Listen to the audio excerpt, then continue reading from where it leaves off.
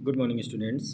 तो ये आपके अकाउंट की क्लास है। आज मैं आपको कैश फ्लो स्टेटमेंट की सीमाएं या limitation of cash flow statement बताने जा रहा हूँ। तो देखिए, सबसे पहले जो इसकी हेडिंग है या सबसे पहला जो पॉइंट है उसमें क्या बताया गया है कि not suitable for judging the liquidity, यानी चल निधि का निर्धारण करने के लिए उपयुक्त नहीं है। इसका मतलब ये क्या है, यह किसी व्यवसाय की तरलता की सही तस्वीर नहीं दिखाता है, क्योंकि इसमें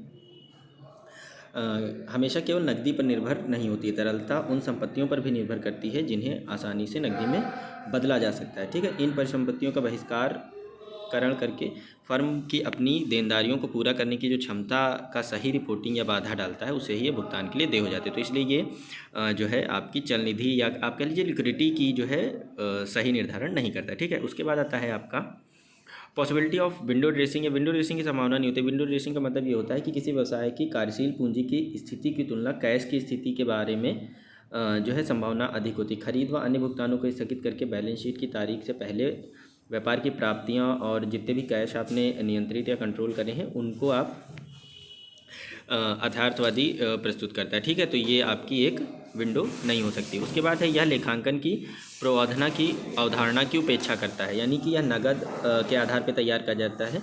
तो इसमें लेखांकन की जो मूल अवधारणाएं हैं ये एक उपेक्षित होता है, यानी आप सिर्फ कैश को ही लेके अवधारणा बना के आप लेखांकन नहीं कर सकते। ठीक है, उसके बाद है not suitable for income statement, यानी अन्य विवरण का कोई विकल्प नहीं होता। यानी कैश फ्लो स्टेटमेंट एक आय का विवरण या विकल्प नहीं है जो नगद और गैर नगद दोनों मदों को ध्यान में रखता है। इसलिए शुद्ध नगद प्रवाह का मतलब व्यवसाय की शुद्ध आय नहीं है। ठीक है, उसके बाद आपका नेक्स्ट और लास्ट जो पॉइंट है इसकी लिमिटेशन वो क्या है।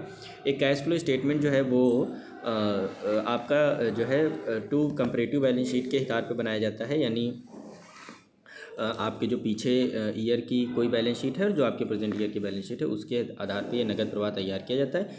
इसलिए एक तरह से ये ऐतिहासिक प्रकृति की होती है, यानी जो बीत चुका है उसके आधार पर किया जाता है। तो ये इसकी लिमिटेशंस थी। होपफुली मैं कल से इसके थोड़े से जो न्यूमेरिकल बेस आपके स्टेटमेंट हैं वो करवाऊँगा। तो आप बने रहिएगा डायरेक्ट चैनल पर, और कुछ ना क्लियर हो तो आप मुझे कमेंट करिएगा। ठीक है, have a nice day, good bye. आज के लिए इतना ही।